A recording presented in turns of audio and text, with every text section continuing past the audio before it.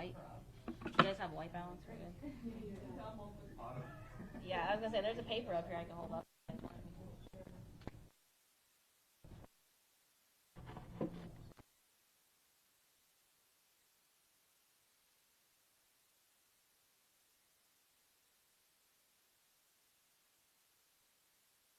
It's this microphone that's not working.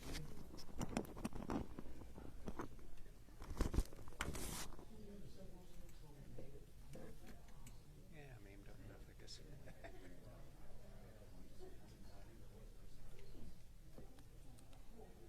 Still going in and out.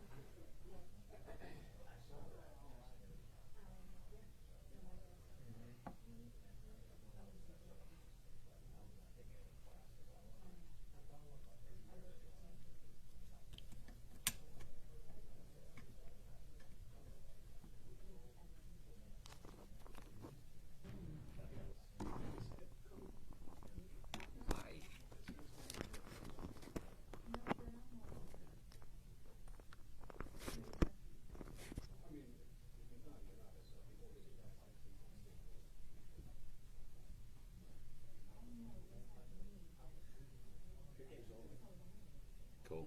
Testing 1, 2. You got me.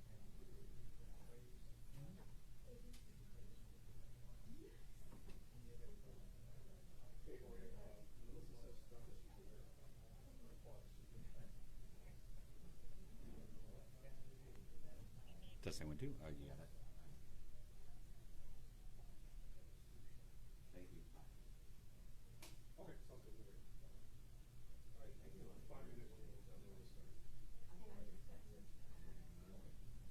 5 minutes. Good.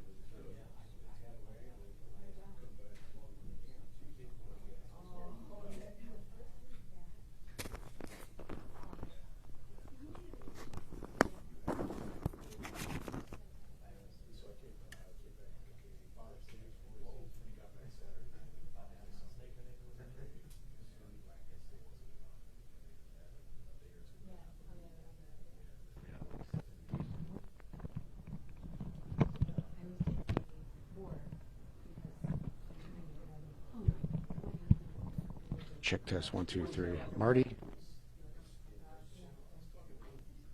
But for some reason, when it's up there, the podium, it's shut down. Check, check.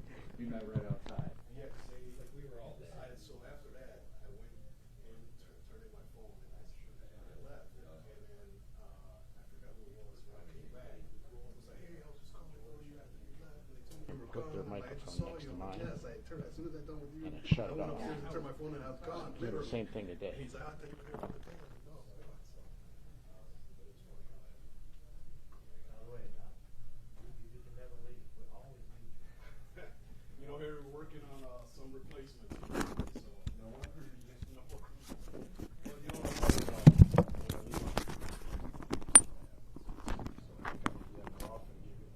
Well, let me know. That's like, take the same week off. It's job security for you guys. And for you. Yeah, it was a busy week. That's when that Bears accident happened. Right. He is coming. Yeah. He's got 30 seconds and then we'll start. He said, "Didn't you know what this is?"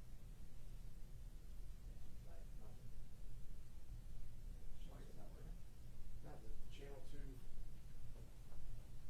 Mine, which is my stick mic, it works back there, but not up here.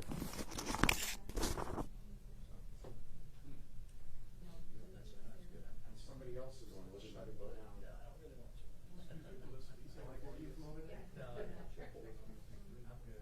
Not bad for 51, I gotta tell you. That's what I Just. I will let whoever. Yeah.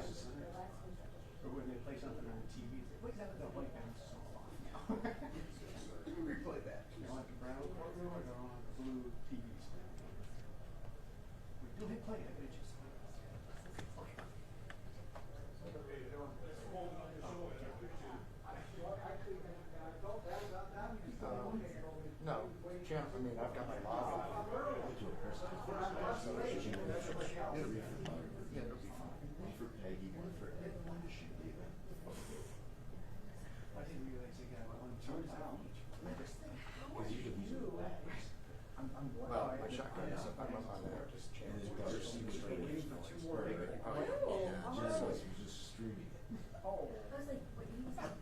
He was whimpering in the truck when I was out front for that. Aesthetics. Yeah, I appreciate that. Yeah. New Year's you're a jumping mess.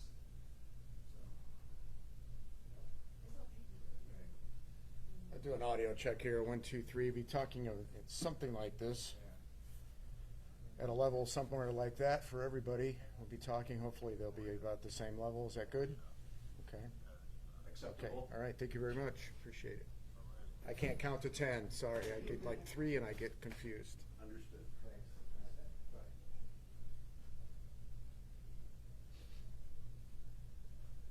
You're solved in the state of Georgia. Dave knows, always, he worked down in Georgia, so he always comes up with these sayings when he's doing like check.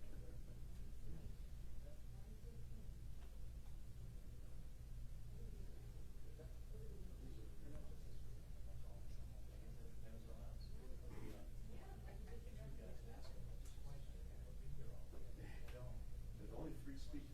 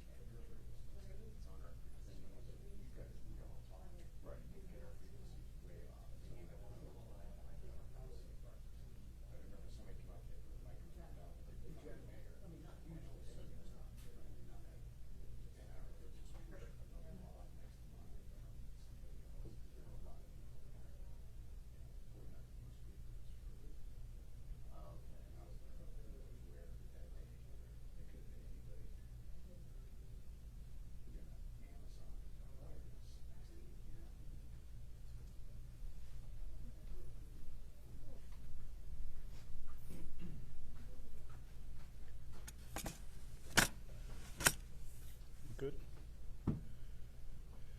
Is everyone ready? Good, good, good, good. Good. Good to go? Good, okay.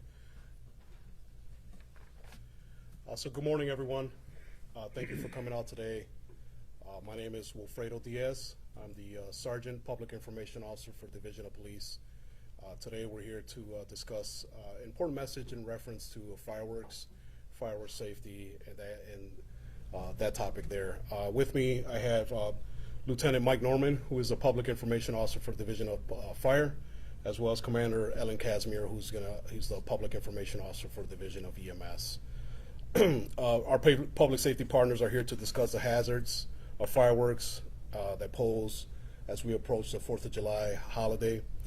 With that possibility of increase of the use of fireworks in our city, we want to convey this important message to our community.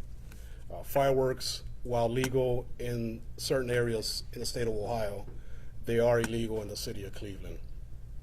The use of fireworks in an urban setting is not only dangerous, but also prohibited by our municipal law. Additionally, the city of Cleveland enforces noise ordinance that prohibits unnecessary noises. From a law enforcement perspective, it's not just only about the legality of the fireworks, but also the quality of life issues that those bring. The loud noises generated by fireworks can be disturbing to many individuals, including those that suffer from PTSD, like some veterans. Further, pets, the elderly, young children also suffer significantly from these type of disturbances. Fireworks can pose serious risk, including fire, injuries, and property damage. Lieutenant Mike Norman is going to talk a little bit about that as well. There also brings some potential medical emergencies that can arise, and Commander Casimir is going to speak on that as well. So this is a combined message from our public safety partners because it affects us all in some capacity, and it's an important message that we want to remind our community today. Our community's safety and quality of life is of our top priority. It's a priority for all of us to have, good quality of life. So it's important to get this message out. There are a variety of areas where fireworks displays can be viewed from. So we just want to remind our community to take advantage of those locations for the firework displays and use those places to view and not set off fireworks illegally in our city. We ask you to consider the well-being of our veterans, our pets, our elderly residents, young residents, children who are particularly vulnerable to loud noises, and let the professionals handle the fireworks. I think that's very important. I will now ask Lieutenant Mike Norman to come up and share some messages from them. At the end of this press conference, we'll open up for questions as well. Lieutenant? Thanks, Sarge. I'm Lieutenant Mike Norman. I'm the Public Information Officer of the Cleveland Division of Fire. It's MIKENORMAN. The first thing from the Division of Fire, we want to encourage people not to play with fireworks. They're too dangerous. Leave the fireworks to the professionals. If you set burning materials into the sky in a populated area, the result is predictable. And any firefighter that's worked on the 4th of July will tell you it's a busy day for us. We see an uptick in structural fires, and over almost half of those fires are caused by fireworks. So we just want to encourage people not to light fireworks, not to send fireworks up, especially in the city. And you're playing with fire at that point, and it's even worse than that. A sparkler burns at 2,000 degrees, and wood only burns at about 900. So it's twice the temperature of burning wood. You put that in a child's hand if they touch their skin. God forbid they touch their eye. You can have scars. You can have permanent damage. They're just really too dangerous. So make sure you're leaving the fireworks to the professionals. Don't play with fire by handing sparklers to children. And the last thing I'll mention, we have a special guest. This is Tulakins, Tulakins. She's our little friend. And Tuli, like a lot of our combat veterans, are not fans of explosions. So you want to make sure that you're not blowing things off. If you're going to celebrate the 4th of July on the 4th of July. The 1st of July is not a holiday. The 28th of June is not a holiday. Just be mindful of our combat veterans and our four-legged friends as you're celebrating on the 4th of July. Now I'll turn it over to Commander Casimir. Good morning. I am Commander Ellen Casimir, E-L-L-E-N, last name K-A-Z-I-M-E-R. And I'm also going to talk about firework injuries, and that they're avoidable. Potential injuries are going to include your burns, which is your highest percentage of injuries. They can be anywhere from your minor burns to your severe burns. You can suffer from temporary or permanent loss of vision, loss of hearing. There are traumatic amputations of fingers, toes, and etc. Not to mention the potential stress it can cause to those who suffer from PTSD. Oftentimes you have multiple injuries, so it's not just a burn, not just a traumatic amputation. You have multiple injuries going on at the same time. These injuries can be life-altering and disfiguring. Potential injuries can not only affect the person handling the fireworks, but also those who may have gathered to watch, i.e. neighborhood children. Let's not forget our furry friends, who can also suffer from illegal firework displays. Finally, if a severe injury does occur, you should seek immediate medical attention. So now we're going to open the floor for questions. Yeah, I'm curious from a law enforcement perspective. I know you mentioned fires and stuff like that, but how big of an issue is illegal fireworks from your perspective, like in previous years, a week like this? So it's always a concern. Fireworks are illegal. It's point blank, they're legal. These type of holidays are busy for everyone. A lot of activity, a lot of vehicle traffic, pedestrians, people walking back and forth.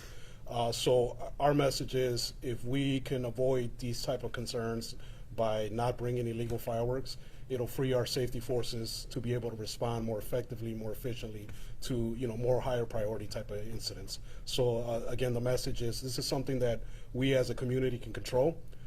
We make that cognizant decision to set up a firework that's illegal in the city of Cleveland, and it creates a list of other items that that brings, right? So, you know, a fire happens in the house, now we're tying up fire department that could have been responding to some, you know, an accident or something more serious. Injuries occur, we're tying up EMS for injuries that could have been prevented. So everything in reference to this message is this is something that we as a community can control, and our message today is let's work together to control stuff that we can control. Certainly, Thank you. yes. Sir. In the community in which I live, which is in Cleveland, it sounds and looks like you're down at Edgewater. I mean, I can look 360 degrees and see fireworks, and it sounds like a war zone.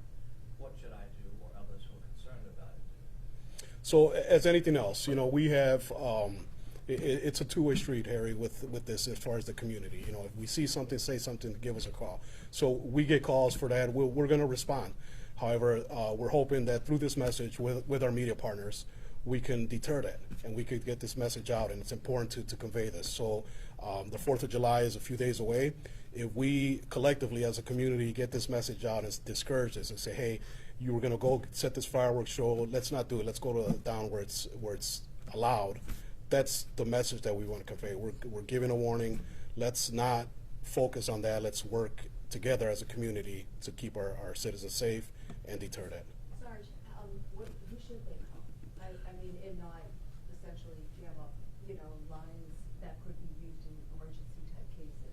Who should they be calling? So we have our non-emergency phone line, 216-621-1234, that they can call in advance if they know, hey, I know someone's got, you know, this firework display show ready to go. They can give us a call, give us a heads up, and our officers can come out and assist. You know, obviously 911 is for emergencies. However, you know, we want to be notified as soon as we know, and we can respond and, you know, attend to this. But again, we're hoping that this message in advance gets out to our community to mitigate that stuff. What kind of penalties are there, sir? I'm sorry? What kind of penalties, if any? They range, you know, a lot of from misdemeanor 3s to misdemeanor 4s, misdemeanor 1s, depends on the situation. But there's definitely some penalties, definitely something that could be enforced, and there could be a combination of penalties from illegal fireworks to noise ordinance. Sarge, for the people that come down to see the fireworks like at Edgewater, how do you protect them so a situation doesn't happen like last weekend at Edgewater? What plans are in place to keep people who come downtown safe? Thanks, Tracy. Good question. So we do have a safety plan in place. Obviously, I'm not going to disclose for law enforcement sensitivity, but we do have a plan in place. We're working with our partners, Metro Parks Police, to ensure the safety of our community.